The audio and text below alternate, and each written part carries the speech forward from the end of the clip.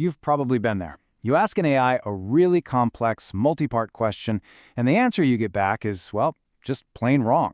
It turns out that's not just a random glitch. It's a fundamental limit, a kind of hidden wall that even our most powerful models slam into. Today, we're going to dive into some incredible research that not only proves this limit exists, but also shows us a whole new way to think about solving problems with AI. So here's how we're going to break it all down. First, we'll get right into that hidden limit that LLMs are up against. Then we'll explore the really elegant theory that actually quantifies it. They call it the accuracy cliff. After that, we'll see exactly why these tricky multi-step questions create a kind of double crisis for these models. Then we'll get to the good stuff. InfoQA, a new way of thinking designed to solve this very problem. And of course, we'll look at the hard data that proves it all works and talk about why the future of AI might just be multi-call. All right, let's get into it. The LLM's hidden limit. You see, the root of the issue, according to this paper, is what they call the single-pass problem. This is just how we normally talk to an LLM, right? We throw a big, complicated prompt at it and expect one single, perfect, beautifully reasoned answer. But it turns out that very expectation, well, that's the source of the failure. And this really is the million-dollar question. I mean, if a model can write flawless code or a Shakespearean sonnet, why does it completely choke on a question that requires a few logical steps? You know, like figuring out the birth date of the lead actor in the movie directed by the author of Dune. It's not just about what the model knows, it's about the sheer cognitive load we're dumping on it in one single request. This really brings us to two totally different ways of thinking. Over on the left, you've got single-pass reasoning. It's kind of like asking a master chef to cook an entire 5-course meal from memory, all at once in one continuous motion. The mental gymnastics required are just immense. But on the right, you have multi-call reasoning. This is way more methodical. It's like giving that chef one recipe at a time. It's sequential, it's manageable, and it's just way less likely to end in a total disaster. So, this brings us to the absolute heart of the paper, the accuracy cliff theory.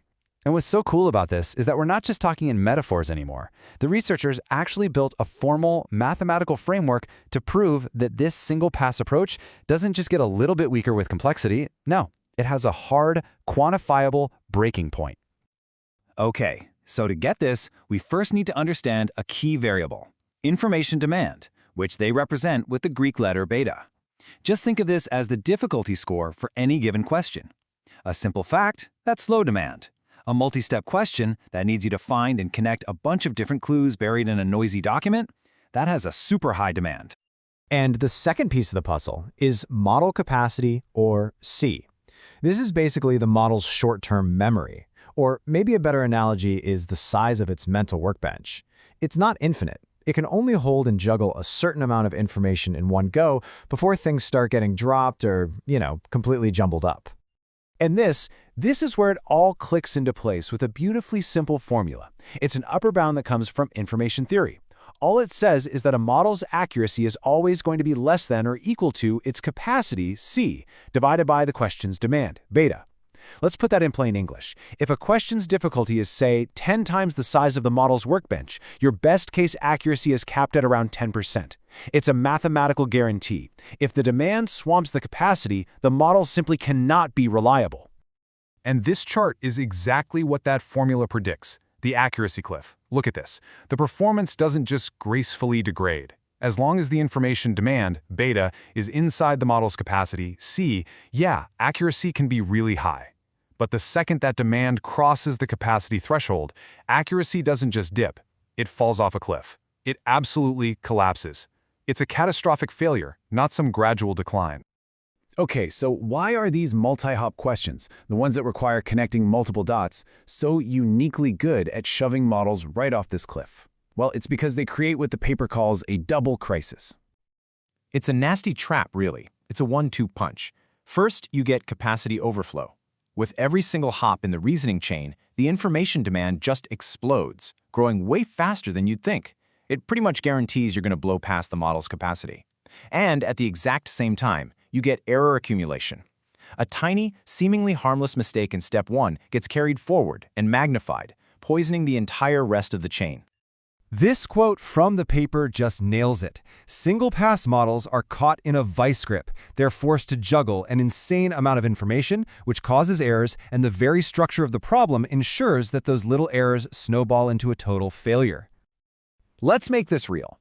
Imagine a model that's 90% accurate on any single step of reasoning. I mean, that sounds incredibly reliable, right? But after just 5 of those steps in a row, the odds of the entire chain being correct have plummeted to just 59%. It's a coin toss. Those small errors compound and create systemic failure.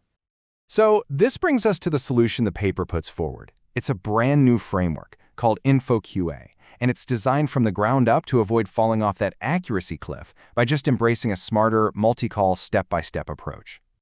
Okay, let's walk through the 3 key pieces of InfoQA. First up is capacity-aware decomposition.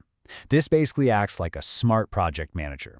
It takes that huge, overwhelming question and breaks it down into simple, single-hop sub-questions that are well within the model's capacity. Next, the dependency-explicit workflow makes sure the answer from step 1 gets plugged directly and clearly into the prompt for step 2. This creates this transparent, easy-to-follow chain of logic. And finally, iterative query contraction is like a janitor, tidying up the prompt at each stage, getting rid of noise, and keeping the information load nice and low. So you see how it all fits together, right? Every single component is designed to directly fight one of the problems we just talked about. Decomposition keeps that per-step demand, beta, safely under the capacity limit. The explicit workflow stops those sneaky errors from derailing the whole process. And contraction stops all that distracting noise from building up and overwhelming the model. It's a really elegant system. Now, this all sounds fantastic in theory, but the real question is, does it actually work in the wild? Well, the researchers set up a whole series of really rigorous experiments to see if they could prove not only the accuracy cliff theory, but also that their InfoQA solution was the real deal. And this is so important. To really test their theory, they couldn't just use existing benchmarks. A lot of those are messy and you can't control the variables. So they built their own. They created this synthetic data set where they could be like a scientist in a lab, precisely controlling the information demand, dialing the number of reasoning hops up or down, cranking up the amount of distracting noise, all to see if they could actually push a real model off their theoretical cliff. And the result was just a stunning validation. When they actually plotted the performance of a real model, like Qwen 14b, against their theoretical curve, the data points lined up almost perfectly. I mean, this wasn't just a cool theory anymore. They had actually demonstrated that the accuracy cliff is a real, predictable, and measurable phenomenon in the LLMs we use every day. And here's the payoff. Check out these numbers. When they put InfoQA head-to-head with other methods, the results were just definitive. On these tough multi-hop questions, InfoQA scored a 0.86. That just blows away single-pass methods like chain of thought, which is just asking the model to think out loud, and self-consistency, where you basically poll the model a few times. InfoQA's methodical multi-call system is just clearly, demonstrably better. So, the 2 big takeaways here are InfoQA's main strengths. First, it has what they call depth robustness. Its accuracy stays rock solid even as you keep adding more and more reasoning steps. And second, it's got length robustness. It performs reliably even when the answer is buried in a huge, messy context of 10,000 tokens or more. It's just tough. Okay, so let's zoom out. What does all this really mean for the future of AI? Well, this research strongly suggests we need a pretty fundamental shift in how we approach complex tasks with these models. The paper points to some really exciting next steps. I mean, now we can start to analyze the new limits that might pop up in these multi-call systems. We could build adaptive agents that automatically figure out the best way to break down a question. And we could apply this whole capacity-aware way of thinking to other insanely complex fields, like scientific discovery or legal analysis. And that leaves us with this one final, fascinating thought. If we now know that any single monolithic thought process has a hard mathematical limit, maybe the path to smarter, more reliable AI isn't just about building a bigger brain. Maybe it's about having a better conversation.